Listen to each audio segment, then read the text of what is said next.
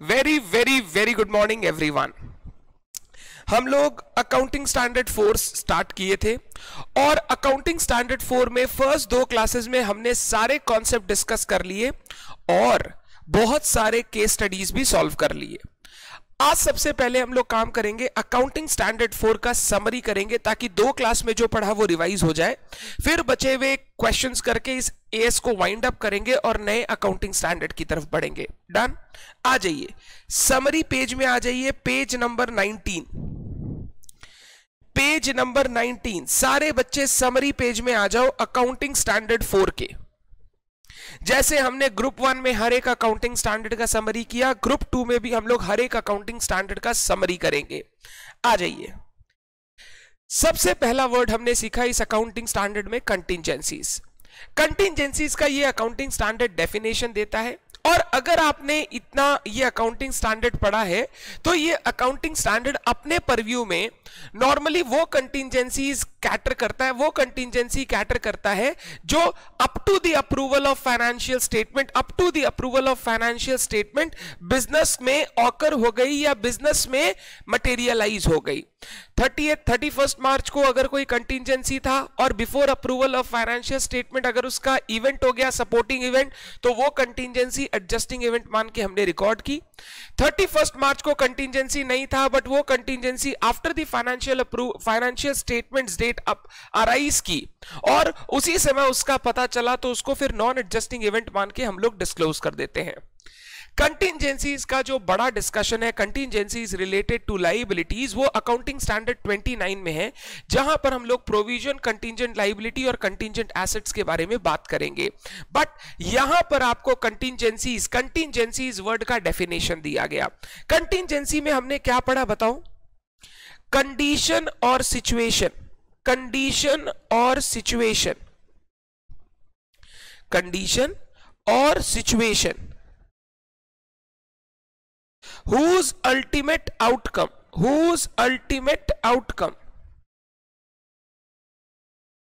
whether gain or loss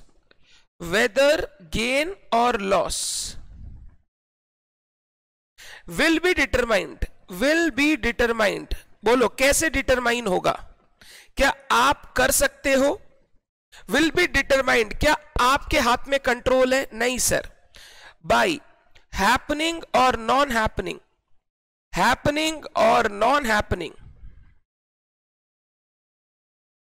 of uncertain future events, happening or non-happening of uncertain future events। एक ऐसी condition situation जिसका होना या ना होना किसी और इवेंट पर डिपेंड करता है, जो अनसर्टेन है, जो हमारे कंट्रोल में नहीं है, उसको हम लोग बोलते हैं कंटिंजेंसीज, उसको हम लोग बोलते हैं कंटिंजेंसीज। आगे, event occurring after balance sheet date. क्या थे event occurring after balance sheet date?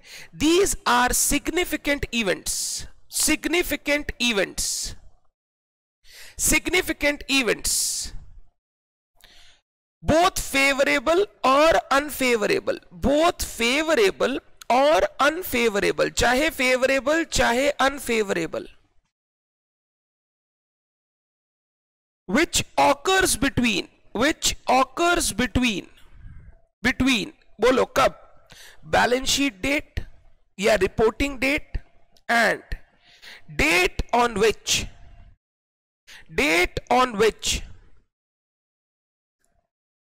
financial statements are approved by board of directors, financial statements are approved by board of directors। significant events both favorable or unfavorable which occurs between balance sheet date and date on which financial statements are approved by board of directors। आगे, इनमें से जो events occurring after balance sheet date होते हैं, ये events है, इनको 2 part में क्लासिफाई किया जा सकता है, एडजस्टिंग, नॉन एडजस्टिंग। सबसे पहले adjusting events. Events occurring after balance sheet date will be said to be adjusting events if they provide if they provide further evidence to conditions existing at balance sheet date, further evidence to condition existing at balance sheet date, full stop. इनका treatment क्या था, ये हो गया definition. Treatment क्या था, adjustments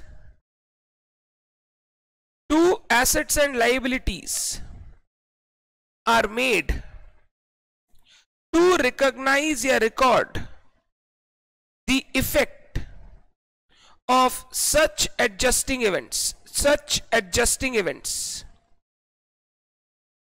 in financial statements being prepared, इनका जो भी इफेक्ट है इसको हम लोग फाइनेंशियल स्टेटमेंट्स में जो बन रहा है उसी में रिकॉर्ड कर लेंगे, रिकॉग्नाइज कर लेंगे।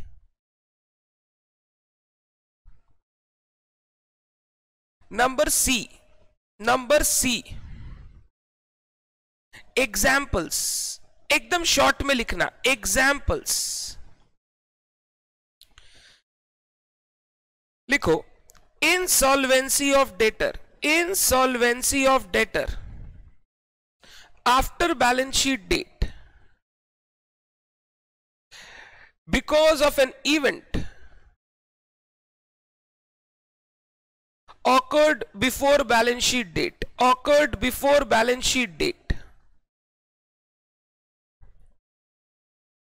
Number B, cash defalcation before balance sheet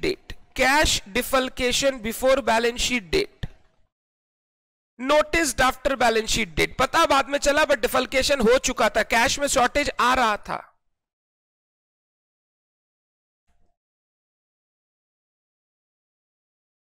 number C, asset acquired before balance sheet date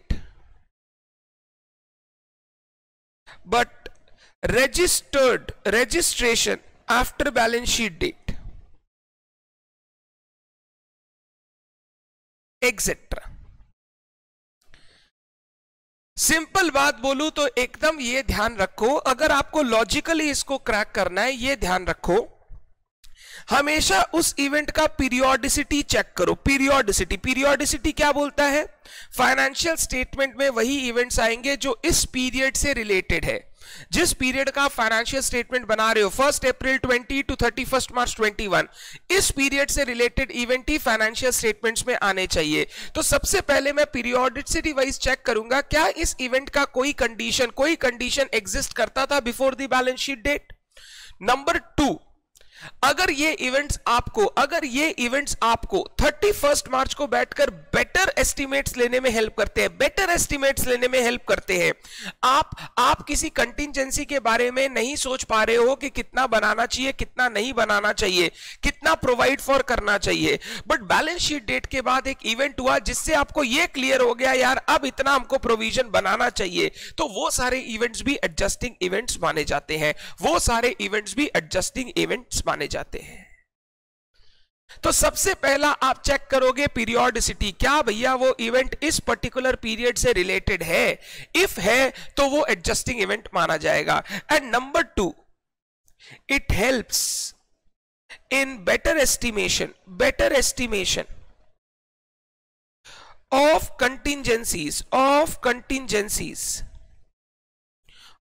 contingencies on balance sheet date, better estimation of contingencies on balance sheet date। वो केस याद करो जो तुमको कल एग्जाम्पल में दिया था होमवर्क में, 10 लाख रुपए का प्रोविजन बना रखा है, मार्च में अप्रैल या मई में कोर्ट का डिसीजन आया और कोर्ट बोला 14 लाख पे करना पड़ेगा। हमने 10 लाख ऑलरेडी बना रखा है तो 4 लाख और प्रोवाइड कर दो ना। 10 लाख तो हमने एस्टिमेशन से बना रखा था, 4 लाख और प्रोवाइड कर दो ताकि फ्यूचर में जाके एडजस्टमेंट ना करना पड़े, उसी साल वो लॉस सही दिख जाए। तो दो चीज के कारण आपका कोई भी इवेंट एडजस्टिंग इवेंट हो सकता है। एक पहला टेस्ट है पीरियोडिसिटी का टेस्ट, दूसरा ये इवेंट आपको इस पर्टिकुलर फाइनेंशियल स्टेटमेंट में एस्टिमेट्स बेटर लेने में हेल्प करता है कंटिजेंसीज का, तो वो एडजस्टिंग इवेंट माना जाए, एडजस्टिंग इवेंट माना जाए। नॉन एडजस्टिंग इवेंट, बताओ क्या था non adjusting event? Events occurring after balance sheet date whose conditions did not exist at balance sheet date, whose conditions did not exist at balance sheet date, full stop.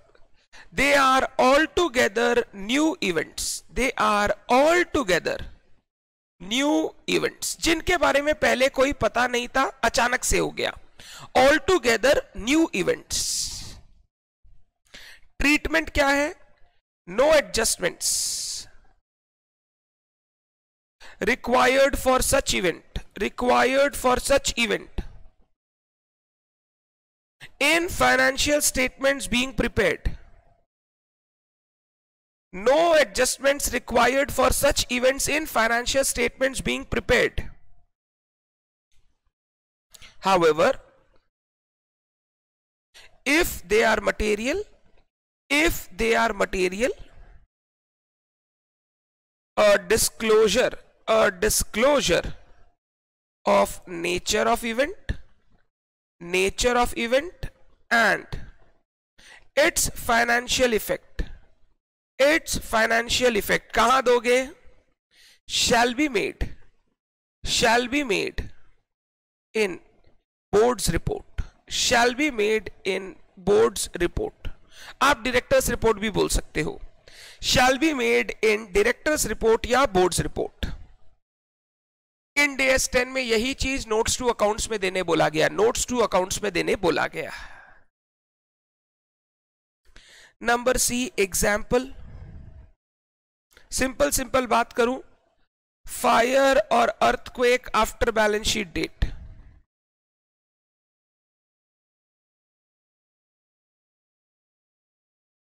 fluctuation in market price of investments or foreign currency after balance sheet date, etc. Fluctuation in market price of investment or foreign currency after balance sheet date. Amalgamations whose agreement is signed after balance sheet date, non-adjusting.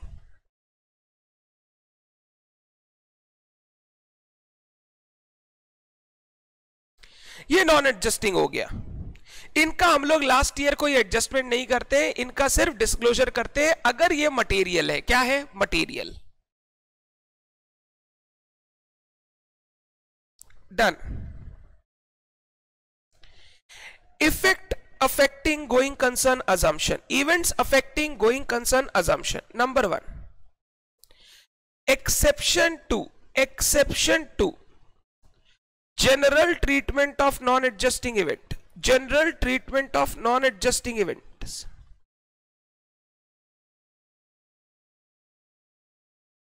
क्या था? If an event occurring after balance sheet date being non-adjusting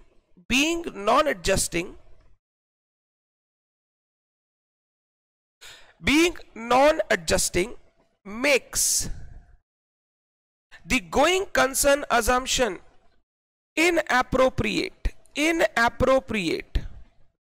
for the entity, makes the going concern assumption inappropriate for the entity, then such event shall be treated as adjusting event, shall be treated as adjusting event. Number 3, loss arising due to such event, loss arising due to such event shall be recognized, shall be recognized, adjusting मान लिया ना तो loss को recognise करेंगे, and financial statements shall be prepared, shall be prepared using liquidation basis, using liquidation basis, using liquidation basis. अगर कोई ऐसा event हुआ है after the balance sheet date जो है तो नॉन एडजस्टिंग, बट जिसके कारण गोइंग कंसर्न अजम्पशन इनअप्रोप्रिएट हो जाए, तो फिर उस केस में उस इवेंट को हम लोग एडजस्टिंग इवेंट मान के लास्ट ईयर के फाइनेंशियल स्टेटमेंट में एडजस्ट कर देंगे, एडजस्ट कर देंगे. Last, treatment of dividend by companies. जो कंपनी डिविडेंड पे कर रही है, डिविडेंड का ट्रीटमेंट क्या करेगी? Number 1, proposed dividend. Proposed dividend इसका क्या होगा? Not to be recognised, not to be recognised in financial statements being prepared, in financial statements being prepared shall be disclosed in notes to accounts, shall be disclosed in notes to accounts. recognize नहीं करना है, record नहीं करना है, disclosure कर दो notes to accounts में. तो डिविडेंड लाइबिलिटी रिकॉर्ड कब होगा? Liability for dividend payable, dividend payable shall be recognized, shall be recognized only when it is declared by the company, declared by the company, declared by the company, only when it is declared by the company.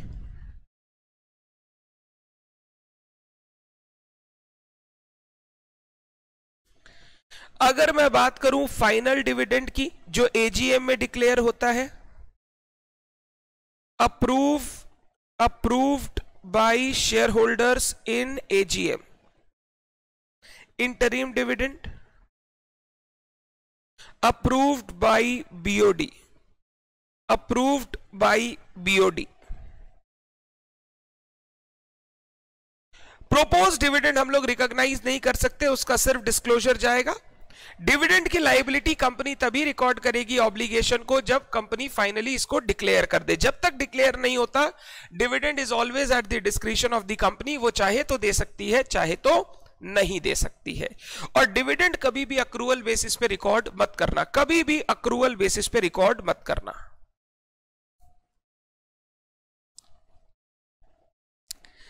पहले बताइए, यहां तक किसी को कोई भी doubt? हमने ये 2 क्लास में पढ़ा था, अब हमने इसको क्या किया? समराइज किया. Summarisation is very important, because पहली बार जब आप पढ़ोगे, जैसे आज क्लास खत्म होने के बाद जब रीडिंग करोगे पूरी अच्छी से पूरी एएस की करोगे, but second time and onwards आप सिर्फ समरी से रिवाइज करोगे, सारे पॉइंट्स आपको याद आ जाएंगे, फिर क्वेश्चन प्रैक्टिस करोगे. और अब श्वेतम ने एक बहुत अच्छा गूगल फॉर्म में एडवाइस किया, बताया कि सर अकाउंटिंग स्टैंडर्ड से थोड़े क्वेश्चन दो आप रेगुलर प्रैक्टिस कोर्स में. तो अब for a period of next 7 days 10 days में अकाउंटिंग स्टैंडर्ड्स के क्वेश्चन दूंगा. ग्रुप 1 के रेगुलर प्रैक्टिस कोर्स में अकाउंटिंग स्टैंडर्ड्स के क्वेश्चन दूंगा, ताकि वो अकाउंटिंग स्टैंडर्ड्स आपके प्रैक्टिस हो जाए. डन. चलिए, वेरी गुड, वेरी गुड. आ जाओ. नहीं आएगा अनिरुद्ध, मैंने बोला रिकॉग्नाइज तब करेंगे जब डिक्लेयर हो रहा है.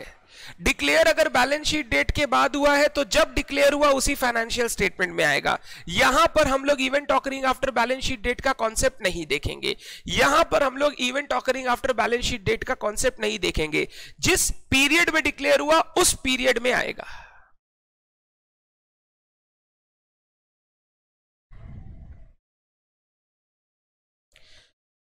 पहले राघव चेक कर लो. तो स्पीड बढ़ाइए जी, इतना स्लो चलने से तो कभी खत्म नहीं होगा, आप लोग को स्पीड बढ़ाना होगा।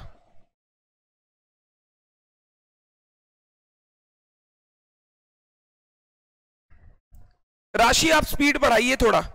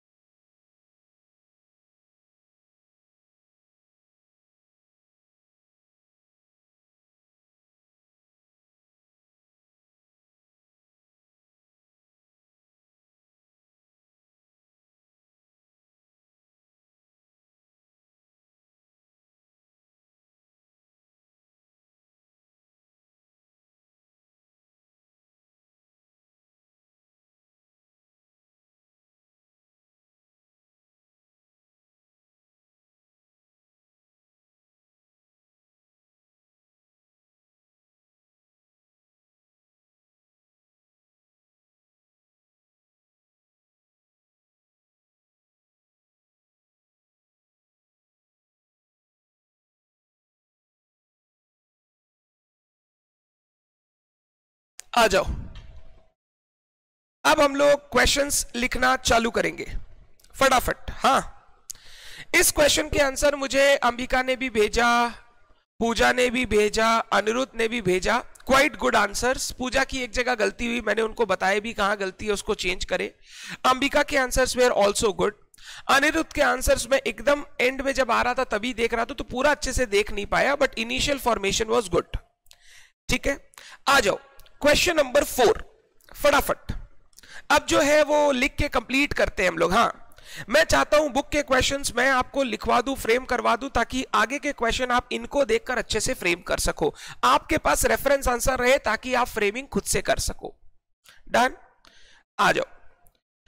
During the year 1213 Raj Limited was sued by a competitor for 15 lakh for infringement of a trademark.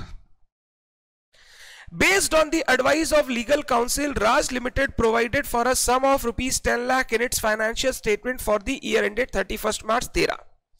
Raj limited का लीगल काउंसिल यानी लॉयर भी बोला कि ये केस जो है हम हार सकते हैं, आप प्रोवाइड फॉर कर दो कुछ लॉस। तो राज लिमिटेड ने 10 लाख का लॉस प्रोवाइड फॉर कर दिया, यानी 31 मार्च को कंटिजेंसीज एग्जिस्ट कर रही थी, उनको लग रहा था हार जाएंगे। On 18th May the court decided in favor of the party alleging infringement of trademark and ordered Raj Limited to pay to the aggrieved party a sum of 14 lakh. Court का ऑर्डर आ गया, Raj limited found guilty and Raj limited को बोला गया 14 लाख का fine pay करो। The financial statement were prepared by company's management on 30 April, prepared 30 April, approved 30th May। हमारे लिए 30th May इंपॉर्टेंट है, the date of approval of financial statements. ठीक है, आ जाइए।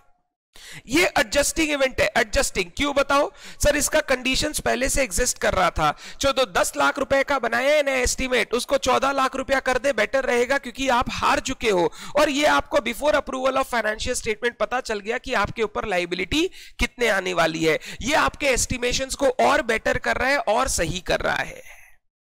आ जाओ।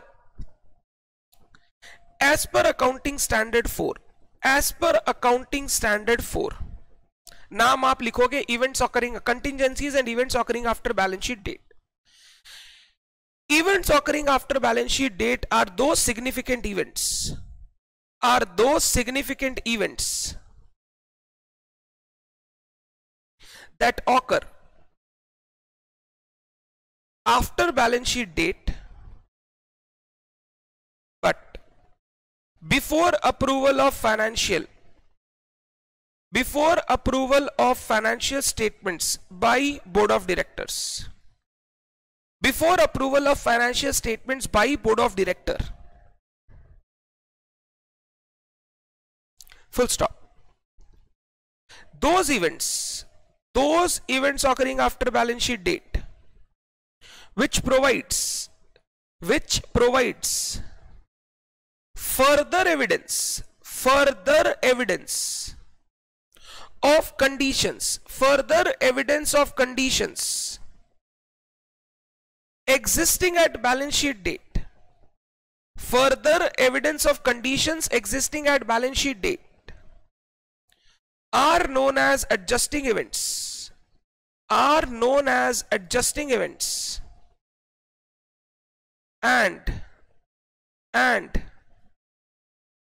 adjustments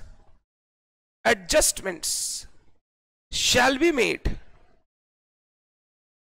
in financial statements being prepared, in financial statements being prepared to record the effect, of such adjusting events, to record the effect of such adjusting events, to record the effect of such adjusting events. Full stop. ये provision लिख दिया मैंने. In the present case,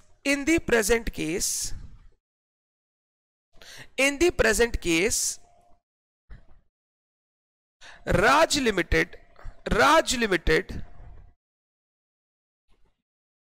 provided for a sum of rupees 10 lakhs in its financial statements for year ending 31st March 2013,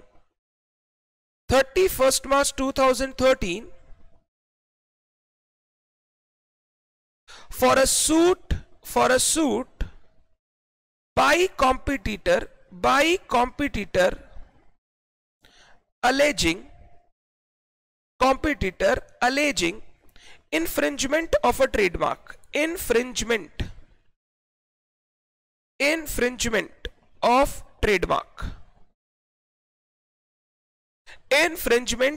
trademark. Full stop. On 18th May,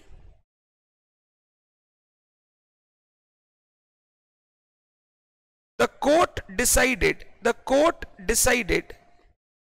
case in favor of competitor and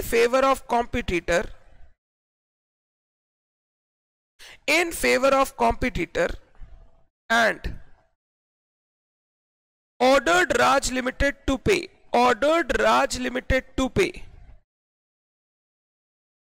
a sum of rupees 14 lakhs,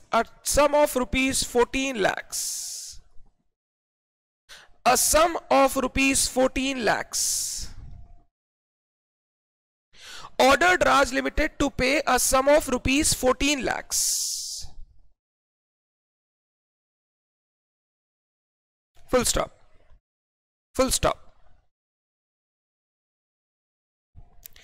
As per AS4, as per Accounting Standard 4,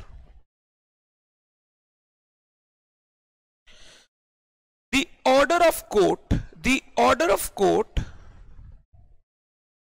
in favor of competitor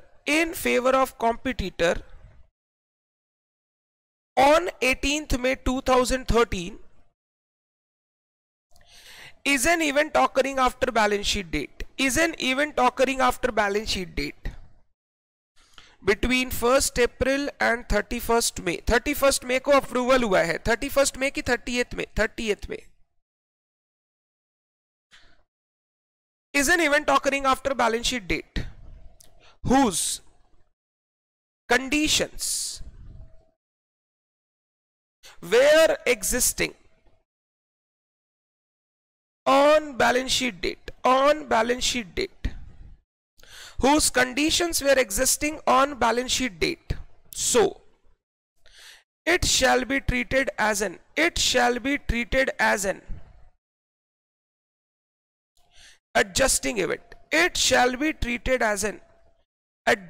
event.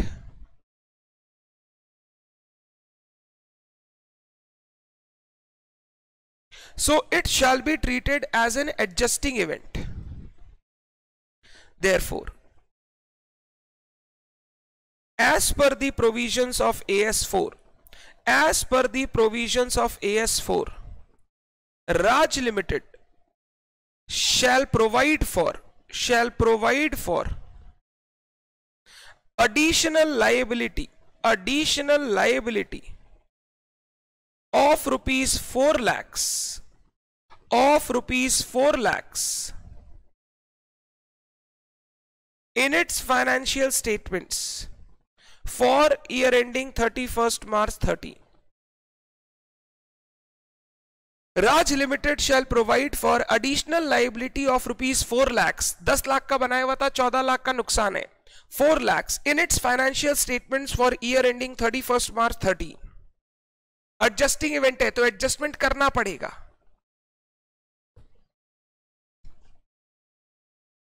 Shall provide for additional liability of rupees 4 lakhs in its financial statements for year ending 31st March 13. 31st March 13.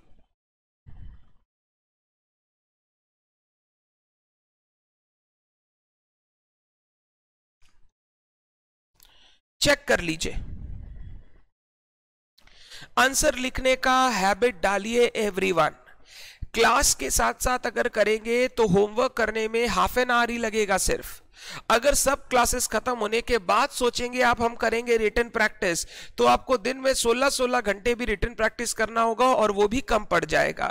It's better आप class के साथ साथ ही answer लिखने की practice कर ले.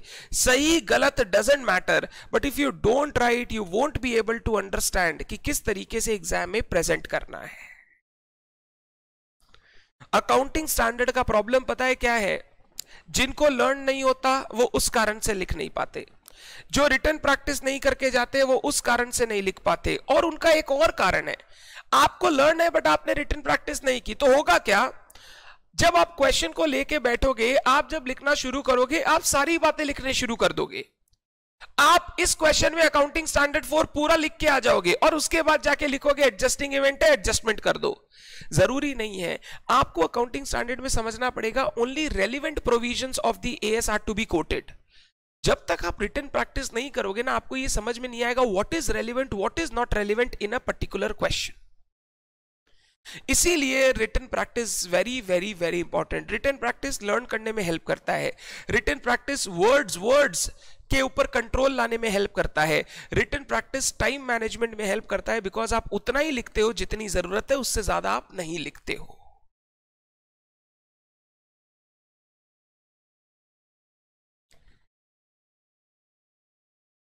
Is an event occurring after balance sheet date. The order of court in favor of competitor on 18th May is an event occurring after balance sheet date, bracket में between 1st April and 30th May, whose conditions were existing on balance sheet date, so it shall be treated as an adjusting event. Very good. Very good.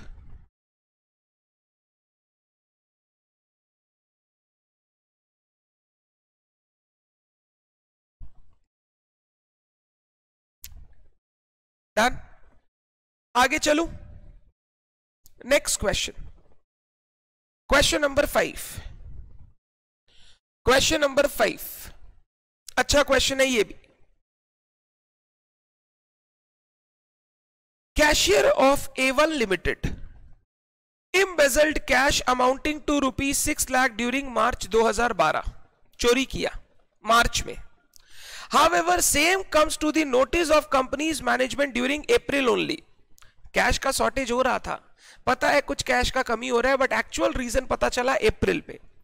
Financial statements of the company is not yet approved by board of directors. With the help of AS4, decide whether embezzlement should be adjusted in the books of accounts for the year ending 31st March 2012. What will be your reply if embezzlement comes to the notice of the management only after approval of financial statements by directors of the company? दो चीज पूछा है. अगर embezzlement का notice financial statement के approval से पहले आ गया तो क्या करेंगे, और फाइनेंशियल स्टेटमेंट के अप्रूवल के बाद आया तो क्या करेंगे? आ जाओ. एज पर AS4 an event occurring after balance sheet date shall be an adjusting event if it provides further evidence of conditions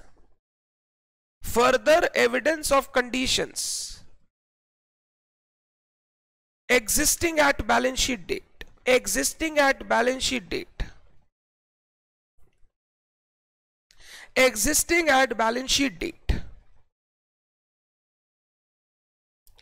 मेरे को इसमें लिखना चाहिए था event occurring after balance sheet date का भी मतलब लिखना चाहिए था. आप 2 लाइन ऊपर लिख लो. एक बार मैं यहां शॉर्ट में लिखा रहा हूं ताकि आपको कट ना करना पड़े. Definition of event occurring after balance sheet date, ये लिखना पड़ेगा क्योंकि ये क्वेश्चन और पूछा है ना, अगर आफ्टर अप्रूवल आता तो क्या करते, फिर मेरे को बोलना पड़ेगा it is not at all event occurring after balance sheet date, so outside the purview of AS4 neither to be adjusted not to be disclosed. वो लिखना पड़ेगा. ठीक है, आगे full stop. adjustments shall be made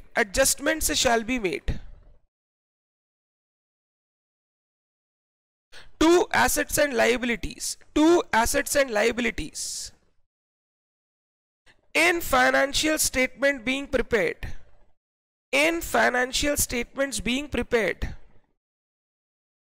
to record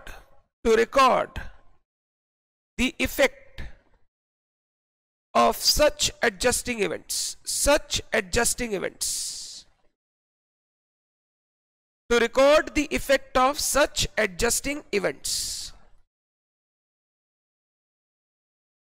Full stop. In the present case, cashier of A1 Limited embezzled cash of rupees 6 lakhs in March 2012.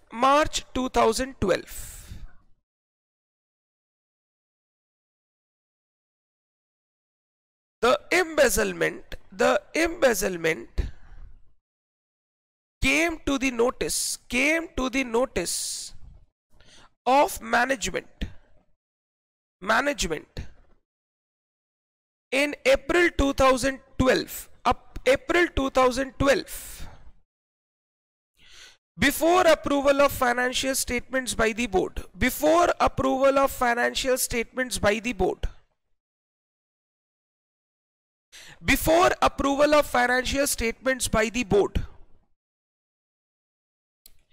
Full stop. Next para.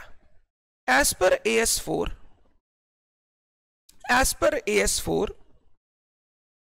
the notice of embezzlement by management in April 2012 shall be considered as an adjusting event, as the condition that is cash shortage existed on the balance sheet date.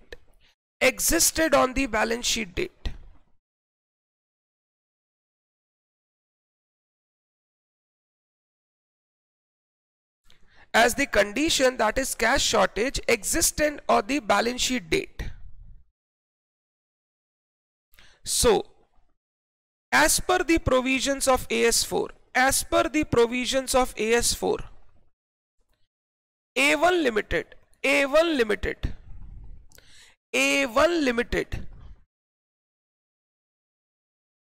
should adjust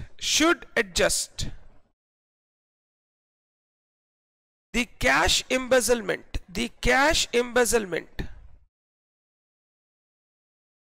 in the financial statements for the year ended 31st March 2012. should adjust the cash embezzlement in the financial statement for year ended 31st March 2012.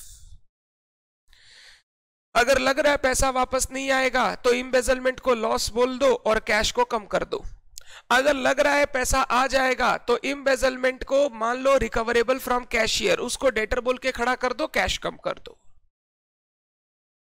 A1 Limited should adjust the cash embezzlement in the financial statement for year ended 31st March 12. Full stop. Next para. However, if the embezzlement comes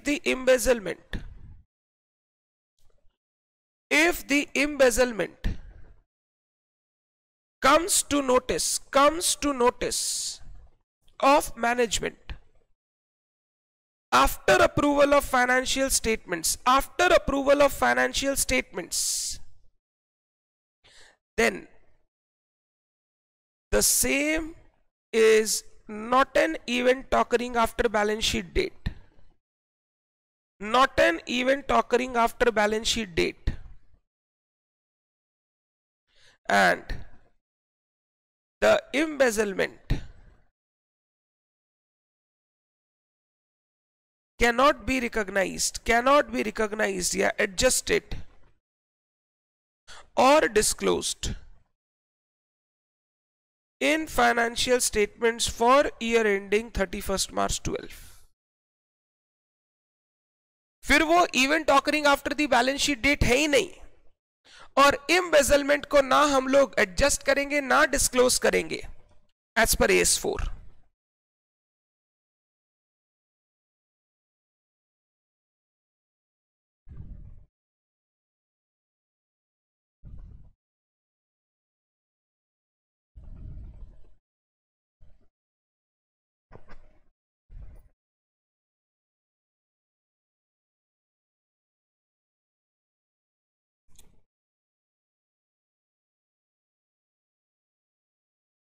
clear है क्या? 5-10 minute का समय जरूर लगता है, but it is important for your understanding of the fact कि answer कैसे लिखा जाए, कैसे प्रेजेंट किया जाए. एग्जाम में इन्हीं से घुमा फिरा के आपको क्वेश्चन दिखेगा, इन्हीं चीजों से घुमा फिरा के आपको क्वेश्चन दिखेगा. कोई लंबा चौड़ा टफ क्वेश्चन नहीं आता है अकाउंटिंग स्टैंडर्ड से. यही क्वेश्चन बच्चों को एग्जाम में टफ लगने लगते हैं बिकॉज आंसर प्रेजेंट नहीं हो पाता है.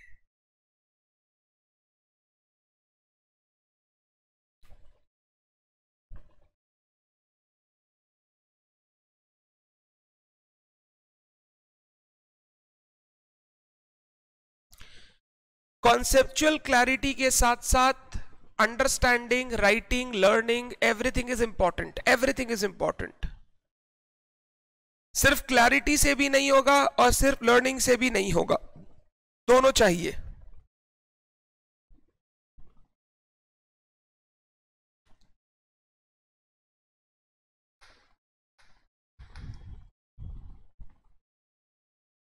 गुड.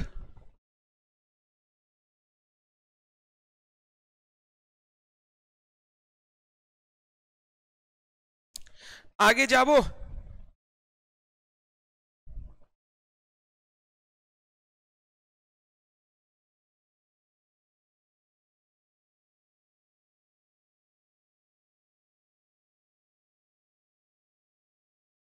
डन. चलिए, क्वेश्चन 6 हमने लिख लिया था, 7 आप पढ़े. क्वेश्चन 6 भी बता दीजिए ना प्लीज. बाप रे बाप, Aniruddh same question last class लिखवाया था. अगर इसमें बताना पड़े, very bad. Siddharth, non adjusting event का प्रोविजन देने की जरूरत नहीं लास्ट क्वेश्चन में, क्योंकि उसमें उसका कोई भी मतलब क्या बोलूं आपका इंप्लीकेशन नहीं है.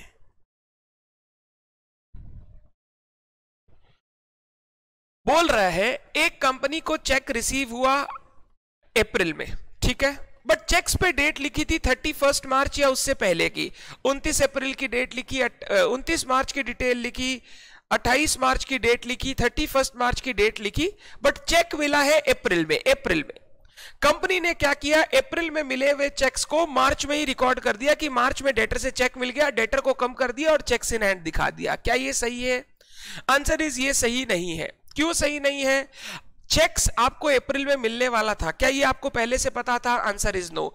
अगर आपके पास कोई कंडीशन ही नहीं था बैलेंस शीट डेट पर कि आपको चेक मिलने वाला है, तो ये चेक का रिसीव होना is a non adjusting event. ये मैं नेक्स्ट ईयर ही रिकॉर्ड करूंगा, मैं करंट ईयर में रिकॉर्ड नहीं कर सकता। और इसका डिस्क्लोजर भी करने का जरूरत नहीं, क्योंकि ये नॉर्मल बिजनेस इवेंट है, ये मटेरियल इवेंट नहीं है जिसका सेपरेट डिस्क्लोजर शेयर होल्डर को देना पड़े। ये सेम क्वेश्चन मैंने लास्ट क्लास में लिखा रखा है, आप देख सकते हो अनिरुद्ध। उस क्वेश्चन में सिर्फ बात इतनी सी थी, बोला 31 मार्च तक मेरे एम्प्लॉइज को मिल गया, मेरे हेड ऑफिस में अप्रैल में आया, बोला मेरे एम्प्लॉइज को मिलना इज इक्वल टू मेरे को मिलना। क्योंकि वो 31 मार्च से पहले मिल गया, कंडीशन एग्जिस्ट करती थी, तो फिर उस केस में मैं चेक्स को रिकॉर्ड कर लूंगा। बट यहां पर मैं चेक्स को रिकॉर्ड नहीं कर सकता, क्योंकि चेक मिला अप्रैल में और इसका कोई कंडीशन मार्च में एग्जिस्ट नहीं करता था।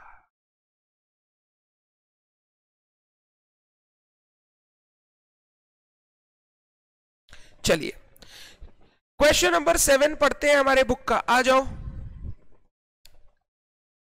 An earthquake destroyed a major warehouse of Sea Limited on April 2013. Destroyed a major warehouse on April 20, 2013. The last accounting year of the company ended on 31st March 13 and the financial statements were approved on May 8, 2013. Explain the accounting treatment for such loss. Explain the accounting treatment for such loss. Shivam बोल रहा है will be treated as adjusting event because it affects going concern. Shivam, Ambani जी की बात करो, अंबानी जी की बात करो। अंबानी जी के पास बहुत सारे वेयर हाउस है, 50, 100, हजारों वेयर हाउस, फैक्ट्रियां उनकी 50, 100 फैक्ट्रियां उनकी। एक फैक्ट्री मेजर थी, चलो सभी मेजर होता है, कोई छोटा नहीं होता है, फैक्ट्री वेयर हाउस सभी मेजर होता है। एक फैक्ट्री या एक वेयर हाउस में अगर उनके आग लग जाए तो क्या उनका गोइंग कंसर्न अजम्पशन इफेक्ट हो जाएगा? क्या उनका गोइंग कंसर्न इनअप्रोप्रिएट हो जाएगा? रिलायंस इंडस्ट्रीज बंद होने के कगार पे आ जाएगी? ऐसा नहीं है, ऐसा नहीं है। ये आप एकदम एक्सट्रीम बात कर रहे हो कि वेयर हाउस खत्म हुआ, आप कंपनी काम ही नहीं कर पाएगी। ऐसा कई क्वेश्चन में आपको हिंट थोड़ी दिया है कि कंपनी का गोइंग कंसर्न इनअप्रोप्रिएट हो गया। पहले आप आंसर नॉर्मल लिखोगे कि अर्थक्वेक आना after the balance sheet date is a non adjusting event. Non adjusting event है तो इसका डिस्क्लोजर जाएगा, मटेरियल है, बट इसका अकाउंटिंग नहीं करेंगे हम लोग। हाउएवर अगर इस डिस्ट्रॉय होने से गोइंग कंसर्न इनअप्रोप्रिएट हो जाए तो फिर इसको एडजस्टिंग इवेंट मान के लॉस को रिकॉग्नाइज कर लिया जाना चाहिए। Very good, very good.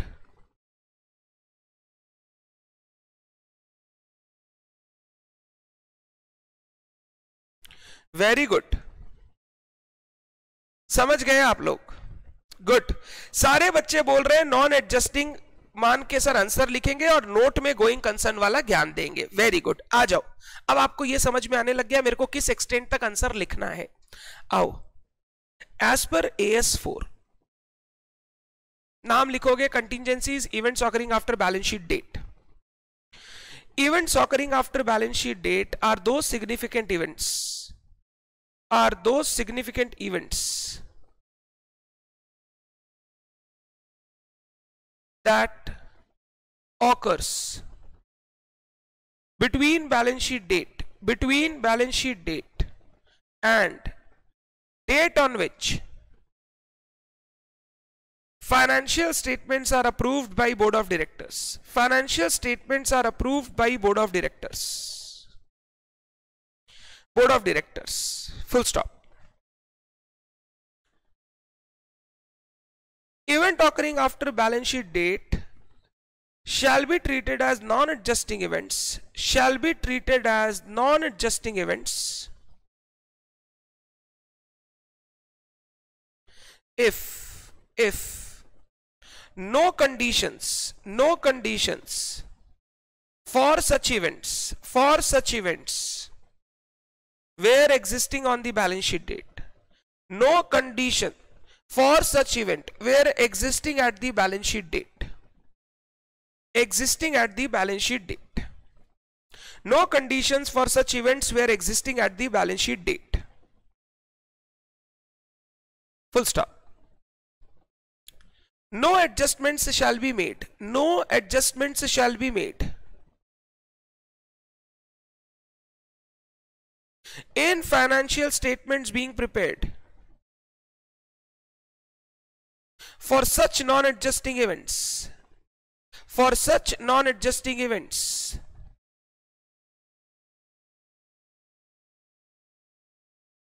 However, if such events are material,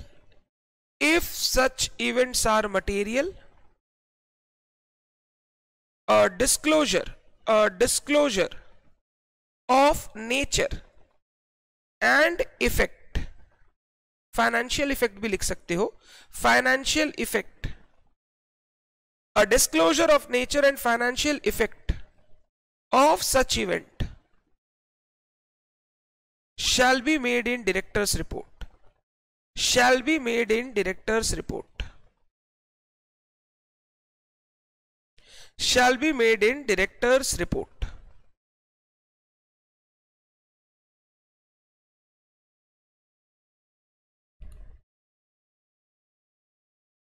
Shall be made in director's report. In the present case,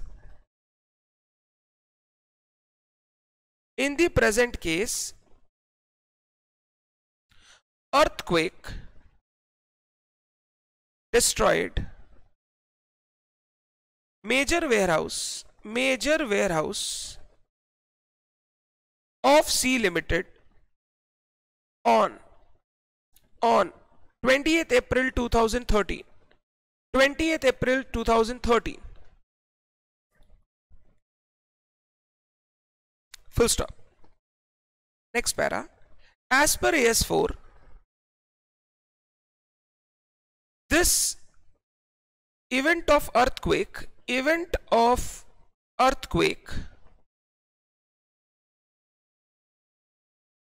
an event occurring after balance sheet date between 1st April and वो क्या है 8th May, is an event occurring after balance sheet date, balance sheet date के बाद approval के पहले, whose conditions does not exist at the balance sheet date,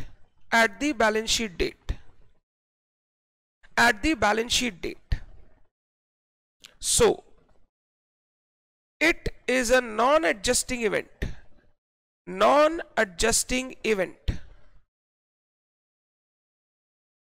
and no adjustment for such loss, shall be made in financial statements for year ended 31st March. In financial statement for year ended 31st March 2013. No adjustment for loss shall be made in financial statements for year ending 31st March 2013.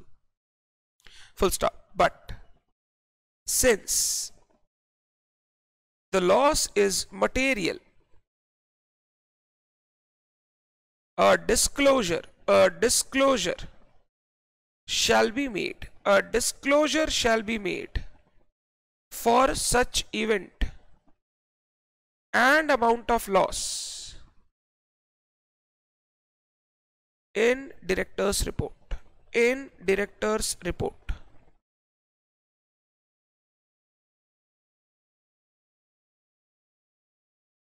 In director's report.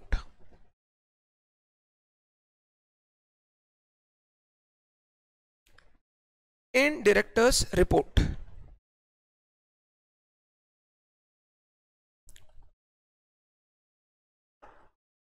Clear 6? कोई doubt? Note, if the destruction of major warehouse makes going concern assumption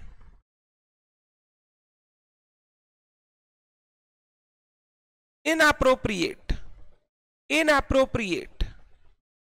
for C Limited, then such event shall be considered as adjusting event. Such event shall be considered as adjusting event, and loss due to earthquake shall be provided for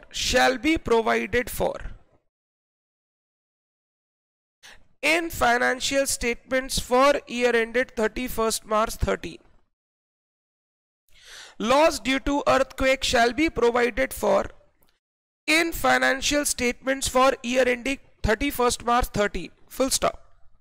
Further, the financial statements for 31st March 13 shall be prepared using liquidation basis.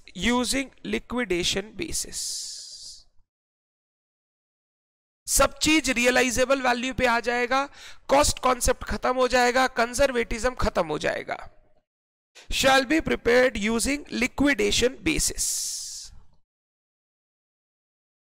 Shivam, ये वाला बात हम लोग note में लिखेंगे. हम लोग main answer में तब तक ये बात नहीं लिखेंगे जब तक क्वेश्चन बोल ना दे कि इसके कारण गोइंग कंसर्न अजम्पशन इनएप्रोप्रिएट हो सकता है. कल एक क्वेश्चन में बोला था कि ये हुआ, इसके कारण गोइंग कंसर्न अजम्पशन इनएप्रोप्रिएट, शायद क्वेश्चन नंबर 6 में ही बोला था. तो हमने फिर ज्ञान इसी से शुरू किया था, बट यहां पे कहीं ऐसा बोला नहीं है. तो पहले मैं नॉन एडजस्टिंग इवेंट के बारे में बता के नॉर्मल बोलूंगा, फिर मैं इसके ऊपर नोट दूंगा. नहीं लिखने की जरूरत निष्ठा, नहीं लिखने की जरूरत.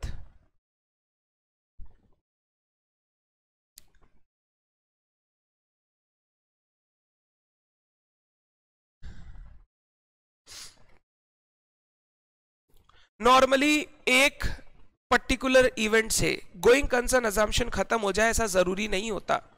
आग लगने के बाद भी अगर मान लो इंश्योरेंस क्लेम लिया हुआ था तो इंश्योरेंस से पैसा आके हम लोग चीजों को वापस खड़ा कर सकते हैं. अगर ऐसा लगने लग जाए कि यार it is not possible to start the operation again, अब ये बिजनेस बंद करना होगा, तब हम बोलते हैं गोइंग कंसर्न इनएप्रोप्रिएट.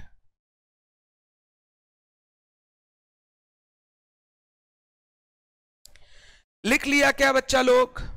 लिख लो सारे बच्चे.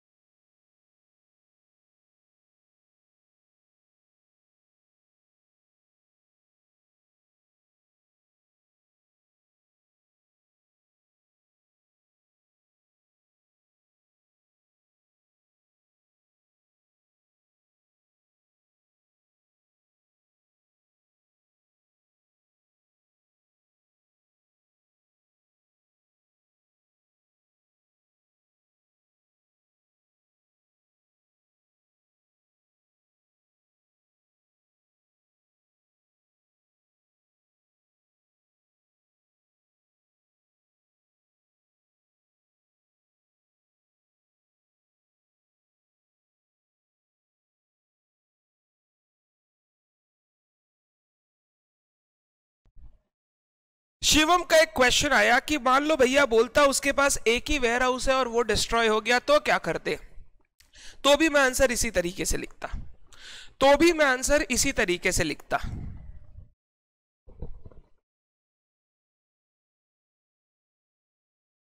खुशी नहीं, तो भी मैं आंसर इसी तरीके से लिखता. जब वो चला के मेरे को ना बोल दे कि अब कंटिन्यू ऑपरेशन करना डिफिकल्ट है, तब तक मैं आंसर इसी पैटर्न में लिखूंगा. जब वो बोल दे तब मैं सीधा गोइंग कंसर्न की बात शुरू करूंगा. मेरे को एडजस्टिंग नॉन एडजस्टिंग के बारे में बताने की जरूरत नहीं है.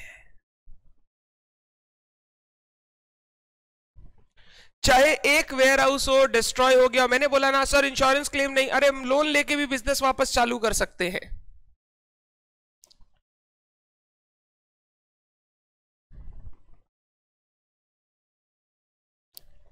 करेक्ट राघव। जब तक 100% श्योर ना हो, क्वेश्चन आपको बता नहीं दे अबाउट जीसीए का इनअप्रोप्रिएट, तो तब तक आप लोग यही पैटर्न से आंसर लिखोगे। आप लोग डायरेक्टली नहीं बोलोगे कि वेयर हाउस नुकसान हो गया, वेयर हाउस खत्म हो गया, अब एंटिटी बंद हो गया, एंटिटी का गोइंग कंसर्न खत्म हो गया, ये आप डायरेक्टली नहीं लिखोगे।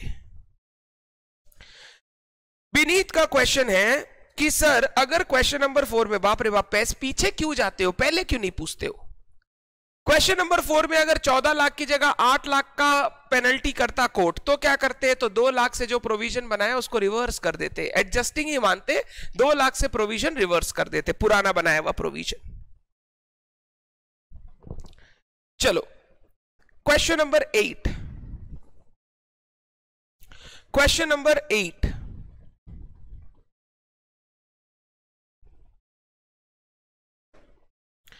आ जाओ, लास्ट क्वेश्चन। इसके बाद हमारे सारे क्वेश्चंस कंप्लीट हो गए। सेल्फ टेस्ट वाले आपको घर पे लिखने हैं। जो बच्चा लिखते जाए वो बच्चा मेरे को भेज देना, मैं देख के आपको बता दूंगा आपका आंसर कैसा है।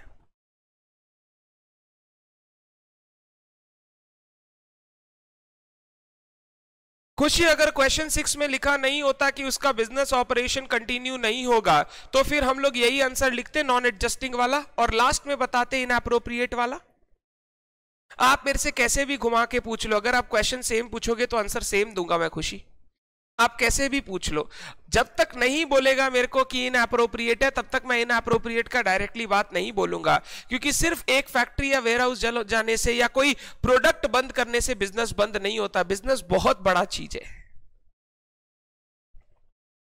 आ जाओ। F limited finalise their financial statements for year ending 31 March 15 and approved by their approving authority on 30 June 2015। Financial statement year end है 31 मार्च, अप्रूवल हुआ है 30 June. Major fire broke out in the night of 31 May, destroying factory premises, loss of property 25 lakh.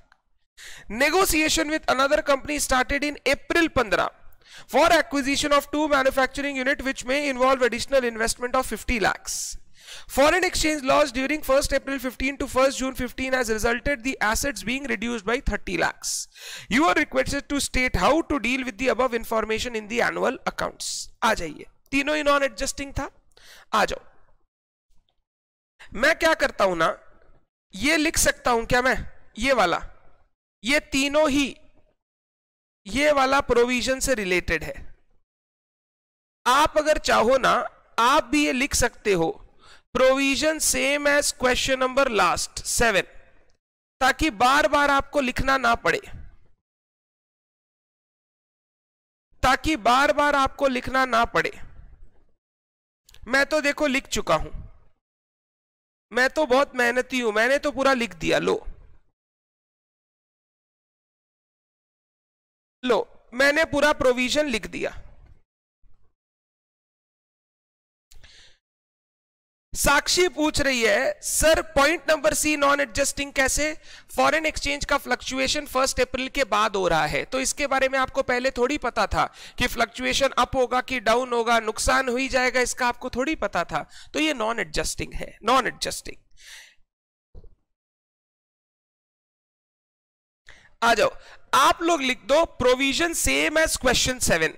बार बार लिखने का जरूरत नहीं है, क्योंकि हमने लास्ट 7 क्वेश्चंस में सारे प्रोविजंस अच्छे से लिखे हैं। आप लिख सकते हो प्रोविजन सेम एज क्वेश्चन 7, क्योंकि तीनों नॉन एडजस्टिंग है। या फिर ऐसे भी लिख लो, प्रोविजन डैश करके event occurring after balance sheet date, comma adjusting event meaning and treatment, non adjusting event meaning and treatment, ऐसे लिख लो आप।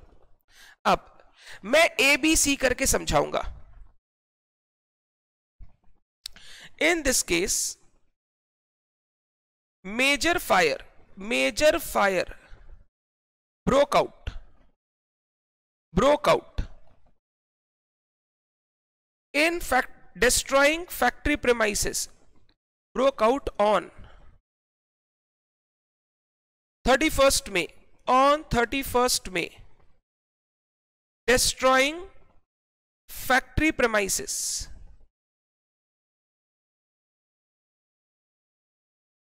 full stop. Loss was estimated at rupees 25 lakhs.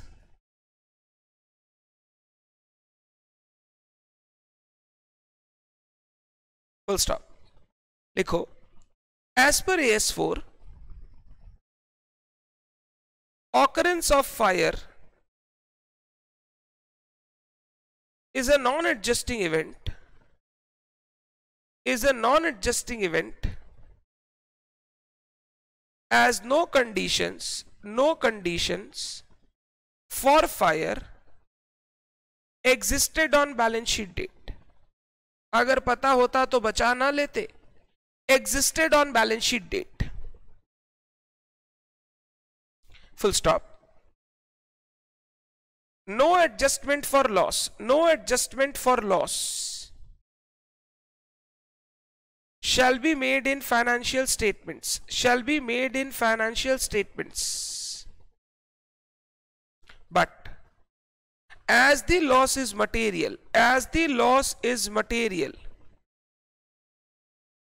a disclosure of event of fire and estimated loss shall be made in director's report. Shall be made in director's report. Shall be made in director's report.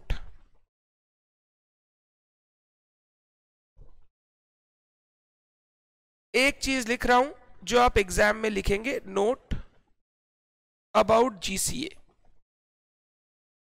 पूरा लिखने का अभी जरूरत नहीं है, note लिखना पड़ेगा about GCA. However, if the destruction of factory premises makes going concern consumption inappropriate, then such event shall be treated as adjusting event and the loss shall be adjusted in the financial statements. About GCA. Number B. Negotiation started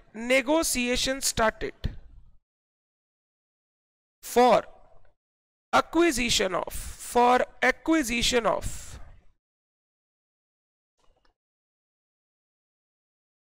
two manufacturing units.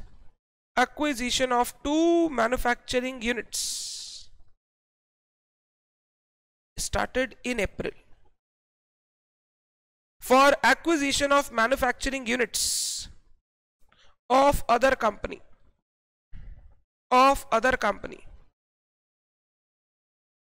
As per AS4,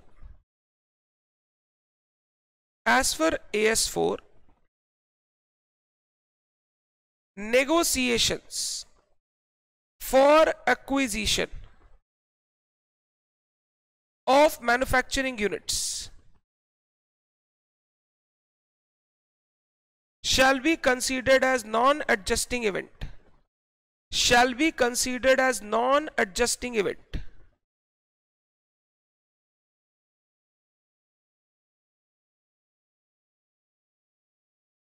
As no binding agreement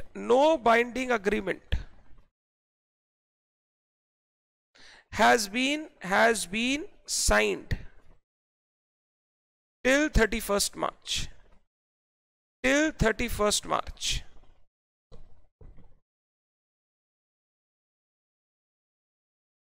ऐसे भी negotiation अप्रैल में start हुआ है. अगर true false में आए तो खुशी डायरेक्ट केस स्टार्ट करेंगे, इतना प्रोविजन नहीं लिखना है. False because this, true because this. Full stop. ठीक है, इसका डिस्क्लोजर भी देने का जरूरत नहीं है क्योंकि नेगोशिएशन स्टार्ट हुआ है, अभी तक कुछ हुआ नहीं है परचेज. आप डिस्क्लोजर नहीं देंगे तो भी चलेगा. अगर बोलता ना अप्रैल में हमने एग्रीमेंट साइन किया है कि हम परचेज करेंगे 2 यूनिट, तो फिर वो मटेरियल इवेंट होता, मैं डिस्क्लोज करता. बट अभी सिर्फ नेगोशिएशन चल रहा है, उसका डिस्क्लोज करने का जरूरत नहीं है. वो डिस्क्लोजर हो सकता है मिसलीडिंग हो, लोगों को पढ़ के लगने लगे खरीदने वाले हैं 2 मैन्युफैक्चरिंग यूनिट, बड़ा होने वाला है कंपनी, चलो इन्वेस्ट करो. नहीं करना ही बेटर है.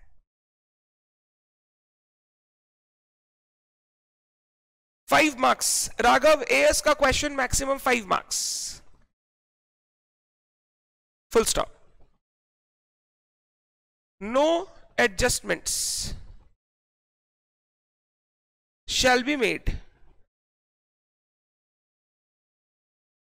in financial statements being prepared. No adjustments shall be made in financial statements being prepared.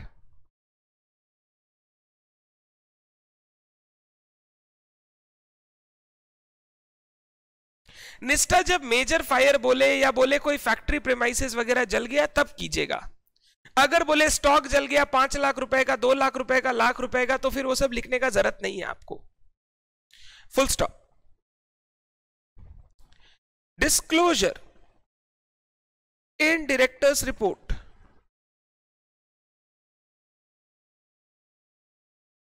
is also not required as only negotiations are going on after balance sheet date and no binding agreement is still signed. No binding agreement is still signed.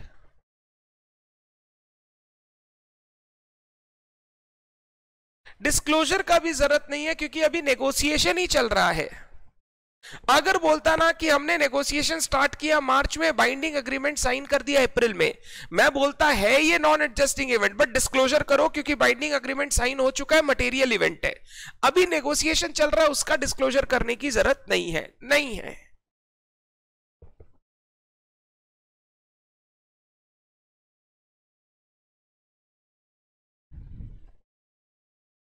Last वाला क्या था बताओ?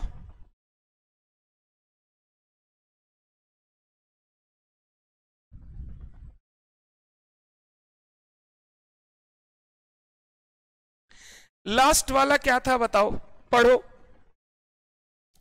Last वाला foreign exchange का loss. लिखो foreign exchange fluctuation.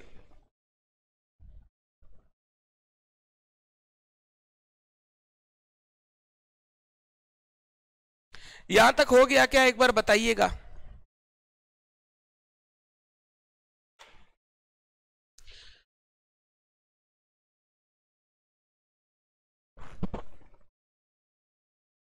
आप लोगों को क्या लगता है अकाउंटिंग स्टैंडर्ड के आंसर्स क्लास में लिखवाना is a time waste? Sir को आंसर बुक में पहले ही दे देना चाहिए ताकि हम लोग पढ़ ले. What do you think? क्योंकि बहुत जन मेरे को ऐसा बोलता है, सर आपका अकाउंटिंग स्टैंडर्ड का क्लास बहुत लंबा होता है, ये सब अकाउंटिंग स्टैंडर्ड तो एक क्लास में कंप्लीट हो जाता है. बहुत जन मेरे को बोलता है और लिखवाने में ही टाइम लगता है. समझाता तो मैं आपको साथ साथ में हूं, लिखवाने के साथ साथ. समझाना सिर्फ हो तो एक क्लास में ही काम हो जाए. क्या लगता है मुझे आंसर लिख के दे देना चाहिए? नहीं, मैं आगे के लिए सोच रहा हूं कि हाँ चलो लिख के ही दे देते हैं, बच्चे को क्लास में पढ़वा देंगे, देखो पढ़ लो ये आंसर था.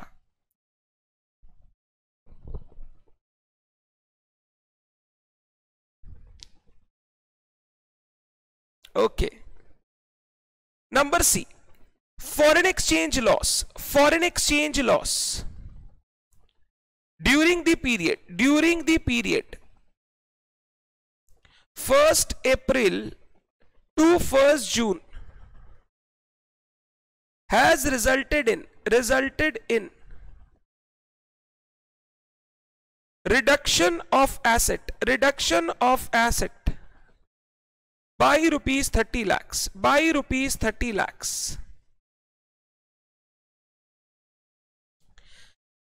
It shall be considered as non-adjusting event as no condition for such loss existed on the balance sheet date. No condition for such loss existed on the balance sheet date. No adjustment shall be made for such loss.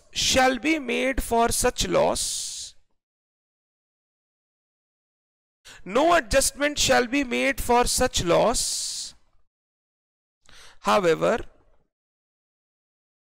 since loss is material, a disclosure shall be made, a disclosure shall be made in director's report.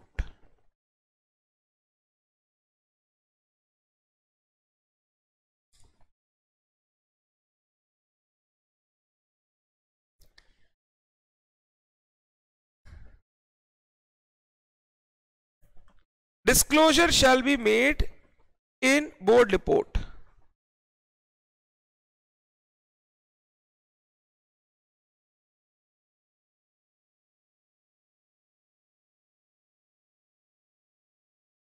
Shwetam बोल रहे हैं sir law में answer book में दिया हुआ है, आज तक नहीं पढ़े, प्रैक्टिस तो दूर का बात। अनिरुद्ध बोल रहे हैं कुछ लिख दीजिए और कुछ लिखवा दीजिए।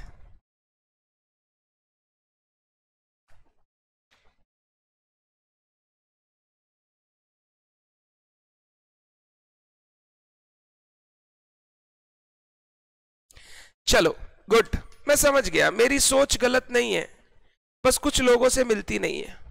डन। देखिए एवरीथिंग बीइंग डन, जो भी मैं करता हूं, चाहे वो मैं ज्यादा क्लास लेता हूं, चाहे वो मैं एक एक चीज दो दो तीन तीन बार रिपीट करता हूं, it takes a lot of investment of my time. यही टाइम आपको फटाफट करवा के मैं घर पर रेस्ट कर सकता था, मैं एंजॉय कर सकता था, मैं कुछ और कर सकता था, कुछ भी और कर सकता था, मैं एक नया बैच ले सकता था। बट मेरे को लगता है when a student comes to a teacher, वो बहुत उम्मीदों के साथ आता है। एंड टीचर स्टूडेंट का रिलेशन सच में बहुत उम्मीद वाला रिलेशन होता है। डॉक्टर और पेशेंट का रिलेशन, टीचर स्टूडेंट का रिलेशन बहुत उम्मीद वाला रिलेशन होता है। स्टूडेंट जब भी मेरे क्लास में आके पढ़ता है ना, वो ये नहीं बोलता फीस दिए तो आपको पढ़ाना ही होगा। सर आपको ट्रस्ट किए इसीलिए आप अच्छे से पढ़ाइए। what मेंटालिटी इज, सर आपको ट्रस्ट किए, सर आपके पास आए हैं बहुत सुन के। पेरेंट्स मेरे को बहुत बार फोन करते हैं, सर आप इसका, इनसे आपका नाम सुना, इनसे आपका नाम सुना। मेरे को थोड़े दिन पहले एक जन बोल रहे थे कि यार तुम्हारा तो स्टूडेंट से स्टूडेंट आता है, तुम्हारा एडवर्टीजमेंट से कुछ नहीं होता है, तुम स्टूडेंट, तुम्हारा स्टूडेंट जाके बोलता है तभी तुम्हारे पास स्टूडेंट आता है। It is not a real growth. मेरे को तो लगता है it is a real growth. Actually, advertisement can be done at any point of time, and the day you do, it shows result. But student को लेके आ रहा है, that is a very big deal. And in our case, 90% of students comes from students reference, and 10% of the students comes from advertisement. Advertisement in the sense website को देख के आ गया, Google पर देख के आ गया, FB पर देख के आ गया, etc. etc. तो मेरे को लगता है कि अगर मैं बार बार बोल रहा हूं कोई चीज को, मैं कोई चीज को लिखवाने में टाइम इन्वेस्ट कर रहा हूं, किसी भी बच्चे को इसको वेस्ट ऑफ टाइम नहीं लेना चाहिए। आपको आज लग रहा होगा सर इतना टाइम इन्वेस्ट कर रहे हैं हम लोग, सर इतने देर में हम लोग वो क्लास भी कर लेते, वो क्लास भी कर लेते, मेरे दोस्त का सर ग्रुप 1 कब का हो गया है। Just quietly sit with that friend and practice करो दोनों मिलके। Any chapter you like, practice करो। आप उसको बोलो तुम एक बार रिवाइज कर ले और आप रिवाइज कर लो। नंबर 1, जब रिवीजन करने बैठोगे आपका रिवीजन बहुत फास्ट होगा as compare to them because of summaries etcetera. Number 2, जब क्वेश्चन बनाने बैठोगे ना, you will be very fluent, you will be very, मतलब आपका स्पीड एक अलग लेवल पर होगा and your accuracy will be at a different level. और आपका आंसर जब निकल के आएगा तो आप देखोगे आपके आंसर और उसके आंसर में बहुत फर्क हो सकता है। So what I think is the time which I invest, the number of classes which I take is something which जो मेरा मेहनत है, and that shall not be considered by a student कि और इतना ज्यादा क्लास कौन करेगा। ये स्टूडेंट जो कर रहे हैं ना, मेरे को लगता है ये स्टूडेंट के लिए बहुत खराब है। आप लोग जो लाइव कर रहे हैं या जो पेन ड्राइव में कर रहे हैं, जो गूगल ड्राइव में कर रहे हैं, नंबर ऑफ क्लासेस को देख के मत डरिए, because the more time you invest in a class the lesser you have to invest at your home. And this ideology is also used by a teacher at Calcutta whom I praise a lot. बहुत अच्छे teacher है, मेरे को बहुत पसंद है वो। उनका जो ज्ञान का लेवल है और वो जो अपने सब्जेक्ट पर कमांड रखते हैं, कोई टीचर नहीं रखता है। And that ideology I have learned from that teacher. That seriousness I have learned from that teacher. मेरे को बहुत जन बोलता है सर आप कट शॉर्ट कर दो, आप 2 बार की जगह 1 बार ही बोलो, आप इतना लिखाओ मत, इतने क्वेश्चन क्लास में मत कराओ, होमवर्क दे दो। बट आई डोंट थिंक उससे maximum crowd will be benefited. जो अच्छे बच्चे हैं, जो टॉपर नेचर के बच्चे हैं, वो तो हमको पता है कैसे भी निकाल ले, वो मेरे से पढ़ो ना पढ़ो वो निकाल लेंगे। बट जो बच्चे मेरे पास आते हैं एवरेज लेवल के या बिलो एवरेज लेवल के, वो चाहते हैं कि हम अपना पूरा अटेंशन उनको क्लास में दें। मेरे पास ऐसे ही बच्चों के गूगल फॉर्म्स आए थे, मैं पढ़ रहा था, मैं सारे फॉर्म्स पढ़ता हूं, ऐसा नहीं है आपसे फीडबैक लिया तो सिर्फ मेरे को टेस्टिमोनियल बोल के उसको दिखाना है वेबसाइट पे। टेस्टिमोनियल तभी आता है जब मेरे को लगता है इट वाज मतलब बहुत ज्यादा अच्छा था, बहुत ज्यादा कनेक्टिंग फील होता है, अदरवाइज मैं किसी चीजों को टेस्टिमोनियल में ऐसे ही नहीं डाल देता हूं। I was reading going through the Google forms and I saw, कुछ बच्चों का ये था, एक दो बच्चों का ये था कि सर थोड़ा फास्ट हो सकता है। आई थिंक अगर आपको थोड़ा फास्ट देखना है तो आपको फास्ट स्पीड बढ़ा के देख लेना चाहिए, या you may skip the questions, you think you can do it for your own, आपको देखने की जरूरत नहीं है। But I think slow and study is very important when you are studying something for the first time and you don't know anything about it.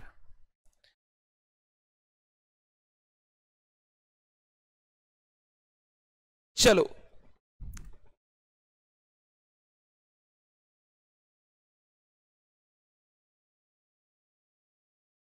आ जाओ, हो गया। मैं तुम लोगों को ऐसे शेयर कर रहा हूं, इट डजंट मीन कि मैं इससे दुखी हूं। I want feedback, I want real feedback. Shwetam ने बहुत अच्छा बोला, सर अब आप रेगुलर प्रैक्टिस कोर्स में पुराने क्वेश्चन दो, अकाउंटिंग स्टैंडर्ड के question they. I felt very good कि हाँ बच्चा बोला चलो अब अपने वो, मैं एक बार सोच रहा था ब्रांच वगैरह सल्टा दूं, उसके बाद पुराने क्वेश्चन वापस रिपीट करूंगा ताकि आप ब्रांच की प्रैक्टिस कर लो। बट अब मैं पुराने क्वेश्चन, अकाउंटिंग स्टैंडर्ड के क्वेश्चन भी आपको दूंगा। क्वेश्चन का भरमार पड़ा है रे, भर भर के क्वेश्चन पड़ा है। हाँ ऐसा होगा, थोड़ा रिपीटेडनेस आएगा, हाँ ये क्वेश्चन क्लास में किया हुआ था, but you need to do it because class में किया हुआ क्वेश्चन उस समय याद था, आज याद है कि नहीं वो तो चेक कर।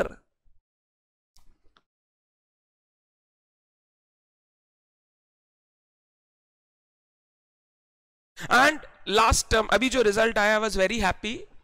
कितने बच्चे थे सीए इंटर में, पेन ड्राइव और लाइव को मिला के 400-500 स्टूडेंट्स थे सीए इंटर लेवल पे जिन्होंने एग्जाम दिया था। एग्जाम तो 200-300 जन नहीं दिया होगा, पता नहीं कितने जन थे exactly numbers I don't know. उसमें से 6-7 रैंक जब आते हैं ना, that's a very big percentage. अगर मैं 10,000 लोगों को पढ़ा रहा हूं और मैं 10 रैंक दे रहा हूं, 12 रैंक दे रहा हूं, 15 रैंक दे रहा हूं, वहीं मैं अगर 400 बच्चों को पढ़ा रहा हूं जो एग्जाम दे रहे हैं और उनमें से 6-7 रैंक ला रहे हैं, that is a very commendable job and it is not because of me, not because of me. वो बच्चे ही ऐसे थे जिन्होंने भर भर के मेहनत की थी। दे ऑलवेज टुक गाइडेंस, वो ऑलवेज बात करते थे। बहुत बार होता था मैं फोन नहीं उठा पाता था या व्हाट्सएप का रिप्लाई नहीं कर पाता था, बट दे ऑलवेज ट्राइड कि सर थोड़ा हेल्प कर दो, ये कर दो सर, ये वाला चीज और करना है सर, इसमें और कर दो, थोड़ा एक्स्ट्रा और करवा दो sir, and they did it. और वो सारे बच्चे आज कुछ केपीएमजी में, कुछ ग्रैंड थॉर्टन में, बड़े बड़े फर्म्स में, ईवाई में अच्छे जगह पे प्लेस्ड है। तो बहुत अच्छा लगता है, मतलब खुद को ऐसा लगता है कि यार एफर्ट्स अपने आप कहीं ना कहीं से रिजल्ट लेके आते हैं। I don't need to worry about the result, what I need to worry is about is my effort. Effort कहीं कम नहीं छूट जाए। मैं आपको शीट दिखाऊंगा, इस बार हमने ग्रुप 1 में कितनी क्लासेस ली है, आज प्रिपेयर कर रहे हैं इंद्र भैया, आज शायद रेडी हो जाएगा। ग्रुप 1 में अराउंड 85-90 से ऊपर क्लासेस हमने इस बार कंडक्ट की। ऑनलाइन क्लासेस के कारण कुछ क्लासेस का नंबर बढ़ा और कुछ इसलिए बढ़ा क्योंकि एडिशनल क्वेश्चंस भी हमने किए। जो चैप्टर में लास्ट टर्म में 8 क्लास में खत्म करता था उसमें 10 क्लास लगा बिकॉज एडिशनल क्वेश्चन 4, 5, 6 और अकाउंट का सिंगल एंट्री जैसा सब चैप्टर का एक क्वेश्चन कराने में, 2 क्वेश्चन कराने में 1 क्लास लग जाता है। तो these are things which I need, मतलब कि किस तरीके से सोच को चेंज करे। जो बच्चे बहुत फास्ट पढ़ना चाहते हैं उनके लिए भी कुछ करना पड़ेगा।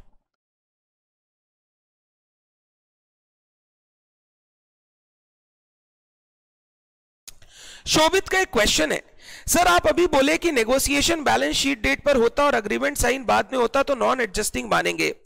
अरे शोभित ध्यान से, ये negotiation for purchasing and business है।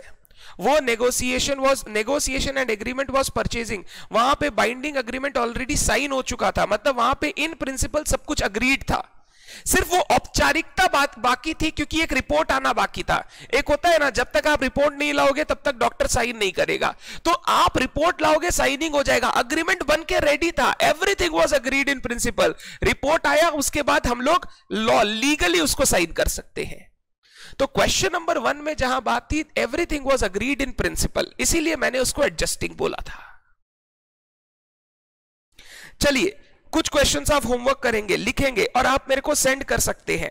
एंड मैं 2-3 दिन में काम शुरू कराऊंगा जहां पर मैंने जो आपको बोला था कि जो जो अकाउंटिंग स्टैंडर्ड के सेल्फ टेस्ट क्वेश्चन है उनका क्वेश्चन आंसर एक जगह करके आपको देता हूं। पूरा आंसर भी नहीं हुआ तो main portion of the answer आपको करके दूंगा मैं एक जगह पे, ग्रुप 1 के भी दूंगा, ग्रुप 2 के भी दूंगा। क्वेश्चन नंबर 1 आपका होमवर्क, क्वेश्चन 2 आपका होमवर्क, क्वेश्चन 3 आपका होमवर्क। 3 क्वेश्चन करो, धीरे धीरे सारा कंप्लीट करना है, करना तो सारा ही है, अभी 3 करो आप।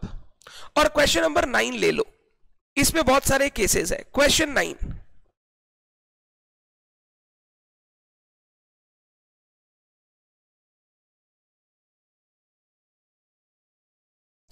एक चीज दिखाऊं, ये क्वेश्चन नंबर 9 का पॉइंट डी पढ़ो तो, क्वेश्चन नंबर 9 का पॉइंट डी पढ़ो तो।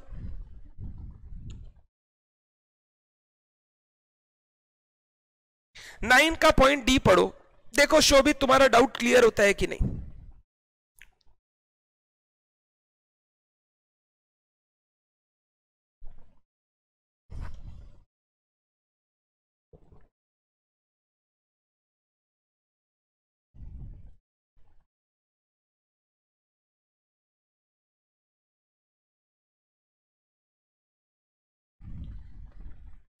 Business acquisition, asset single asset acquisition में बहुत फर्क है।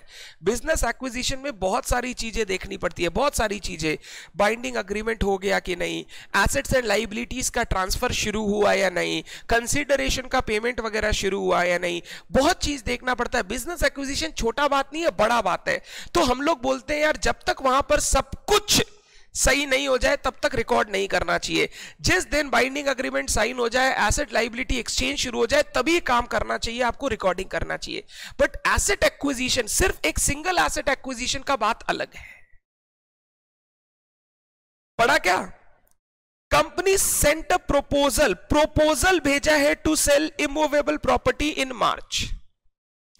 बुक वैल्यू दे दिया 30 lakh, deed was registered on 15 April. इस क्वेश्चन में ना एक चीज मिसिंग है, अग्री कब हुआ, अग्री कब हुआ। सिर्फ प्रपोजल भेजना is not a good condition कि वो चीज आपका इमूवेबल प्रॉपर्टी सेल हो ही जाएगा। मैंने आपको बोला, मैं आपके पास आया, मान लो मैं स्टेशनरी शॉप हूं, आप एक स्कूल हो, मैं आपके पास सैंपल लेके आया मार्च में, 25 मार्च को, ये देखिए हमारा स्टेशनरी शॉप आपके स्कूल के पास है, स्कूल की जो भी रिक्वायरमेंट हो आप जरूर ऑर्डर दीजिएगा, यूज करके देखिए। मैं उसको फ्री सैंपल दे के आ गया, उसका 10 अप्रैल को ऑर्डर आया, तो क्या मैं बोल दूं 10 अप्रैल का order is an adjusting event क्योंकि मैं फ्री सैंपल 25 मार्च को दे के आया था और मेरे को पता ही था ऑर्डर आना है? Answer is no. सिर्फ प्रपोजल सेंड करने में, सिर्फ प्रपोजल भेजने में और उसका अग्री होने में, दोनों में बहुत फर्क है, बहुत फर्क है।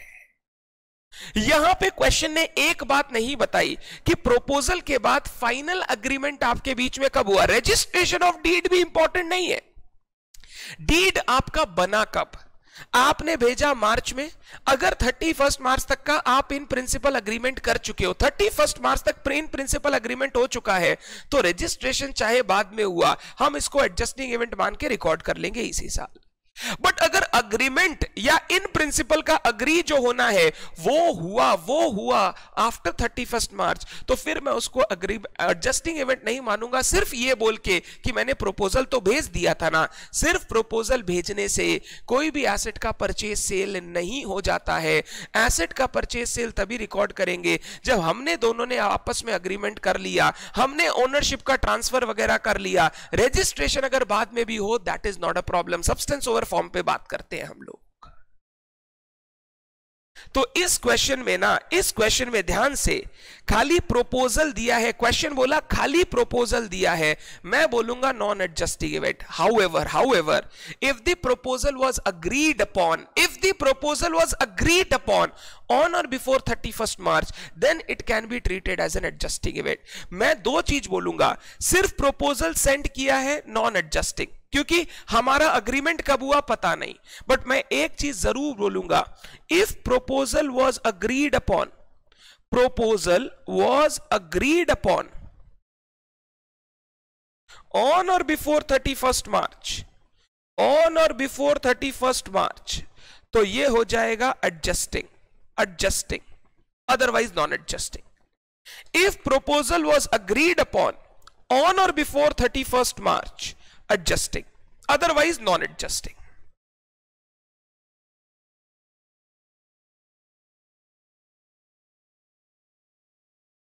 खुशी बोल रही है no disclosure is required because it is material fact है, मटेरियल है और नो डिस्क्लोजर, क्या बात करते हैं। सेल ऑफ इमूवेबल प्रॉपर्टी आप चाहो तो डिस्क्लोज कर सकते हो, प्रॉब्लम नहीं है, बट नहीं भी करोगे तो लंबा चौड़ा कुछ बिगड़ नहीं जाएगा, आप चाहो तो डिस्क्लोज कर सकते हो। मटेरियल नॉन मटेरियल मैनेजमेंट के ऊपर डिपेंड करता है। मैनेजमेंट को लगता है अगर इंफॉर्मेशन ज्यादा देनी है, उनको सारी इंफॉर्मेशन पहुंचानी है, तो कुछ नॉन मटेरियल इवेंट भी वो मटेरियल कंसीडर कर सकते हैं।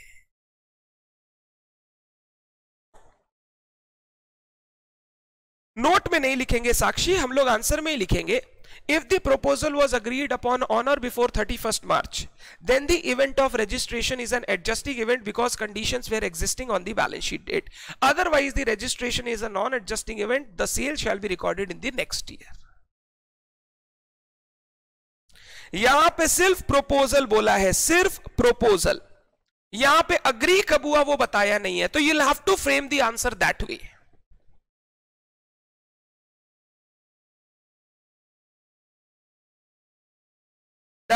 क्वेश्चन 9 आप लिखोगे, क्वेश्चन 1 2 3 आप लिखोगे, लिखने सारे ही हैं, अभी के लिए यही लिखोगे, अभी के लिए यही लिखोगे।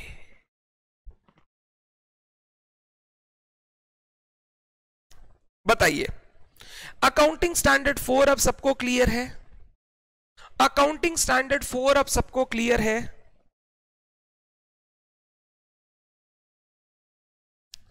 अब मैं आपसे पूछता हूं, आप बोलोगे तो मैं 2 मिनट का ब्रेक देके AS5 स्टार्ट कर दूंगा, आप बोलोगे नहीं सर नेक्स्ट क्लास में स्टार्ट करना, तो नेक्स्ट क्लास में कर दूंगा। आप बताओ क्या करूं?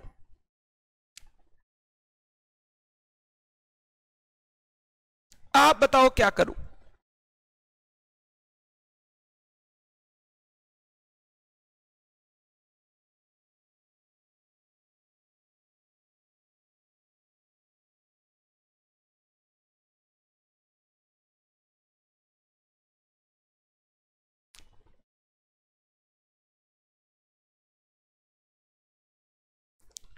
इंट्रोड्यूस कर देता हूं, इंट्रोड्यूस कर देता हूं अकाउंटिंग स्टैंडर्ड 5। ये अकाउंटिंग स्टैंडर्ड खत्म हो गया है।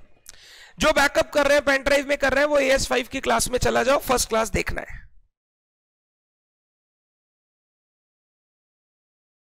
क्वेश्चन था, समरी था, आज हुआ भी कितना देर है, 1.5 घंटा तो हुआ है। चलिए तो फिर हम लोग स्टार्ट करते हैं। हाँ, सिर्फ ज्यादा नहीं, सिर्फ 20-25 मिनट्स में आपके साथ इंट्रोड्यूस करूंगा अकाउंटिंग स्टैंडर्ड 5, ताकि नेक्स्ट क्लास में उसको अच्छे से आगे बढ़ा सके। वो भी छोटा सा अकाउंटिंग स्टैंडर्ड है। चलिए डन। AS4 यहां कंप्लीट होता है।